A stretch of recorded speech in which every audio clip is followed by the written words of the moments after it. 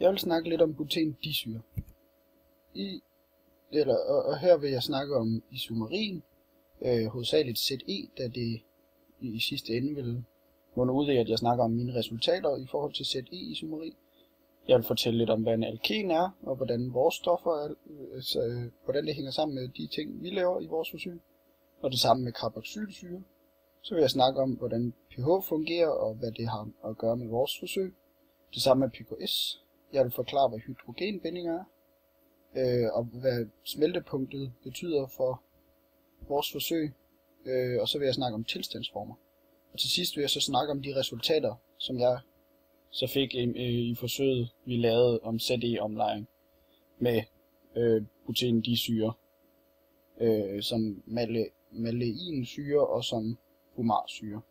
Så isomeri er måden en opløsning eller et kemisk stof hænger sammen på molekyleform. Isomerin er vigtig for at forstå, hvilke egenskaber et kemisk stof har. I vores forsøg fokuserer vi så hovedsageligt på ZE-isomeri. Og i ZE er det forstået, at der er en dobbeltbinding, hvilket gør, at der ikke er et omdrejningspunkt.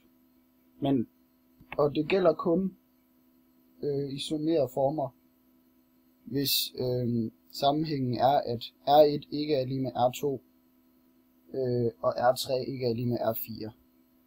Så man kan se på vores to forskellige syrer, maleinsyre og fumarsyre, så kan vi så se her, at R1 ikke er lige med R2, og at R3 ikke er lige R4. Så vi kan ikke vende den og sætte vores OH-gruppe hernede for eksempel. Det vil gøre, at denne regel ikke er opfyldt. Så en alken er kendt ved, at der er mindst én dobbeltbinding i forbindelsen. For eksempel i vores forsøg, da vi bruger buten, eller som vi kalder det malerinsyre. En alken er også kendt ved, at for eksempel i vores forsøg, da vi blander det med vand, så sker der en ophævelse af den her dobbeltbinding. Simpelthen en additionsreaktion med vand. En carboxylsyre er så en organisk forbindelse. Den skrives ofte RCOOH, da det er vigtigt for en carboxylsyre at have den her COOH-gruppe.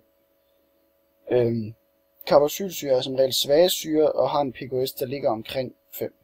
pH er så den mængde af hydroner, der er i en opløsning. Og pH afgør, om det er en sur eller basisk opløsning, vi har med at gøre. pH-skalaen går fra 0 til 14, og den afgøres ud fra mængden af H+ ioner, altså hydronioner. Det vil sige, jo flere H+, desto surere. Og en pH på 7 er neutral. Og pH udregnes ved at tage minuslog til H3O+ i en opløsning.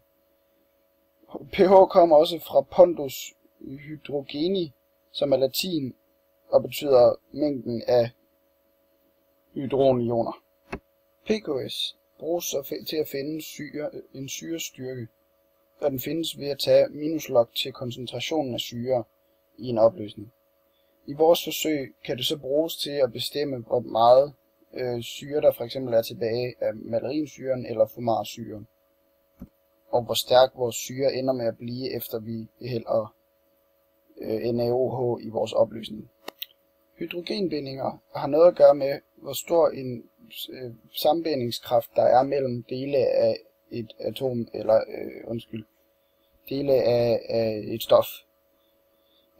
Hydrogenbindingerne bestemmer også, hvilke fysiske egenskaber et stof har. For eksempel så kogepunktet, som vi kan bruge i vores forsøg.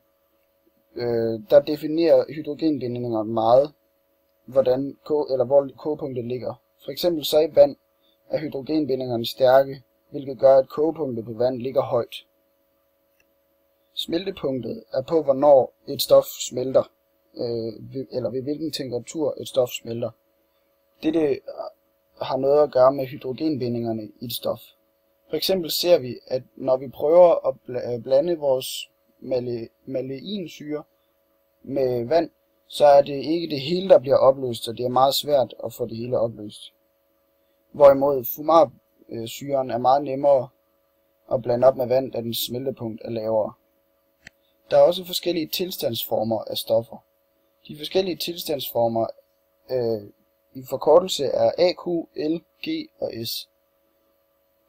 De forskellige tilstandsformer betyder henholdsvis, at AQ det er opløst i vand, L det er flydende, G det er gas og S det er solid. I vores forsøg bruger vi så de to former, vand, som er liquid, og vores syre, som er på stofform, eller som solid form, og vores NaOH, som også er på solid form.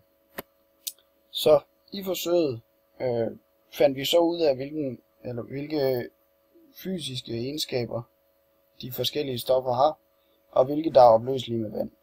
Vi fandt også ud af, hvordan egenskaben med opløselighed i vand har noget at gøre med, hvor stor en pH-forskel der sker, når vi for eksempel blander NaOH i vores syre. Vi fandt også ud af, hvordan Z og I isomeri henholdsvis gør, at sammenbindingen af stoffet gør det sværere for stoffet at blive opløst med vand. Vi fandt også ud af, at ud fra pH'en kan vi så udregne pKs. Denne kan vi bruge til at bestemme, hvor stor en mængde syre der er tilbage i vores bæreglas.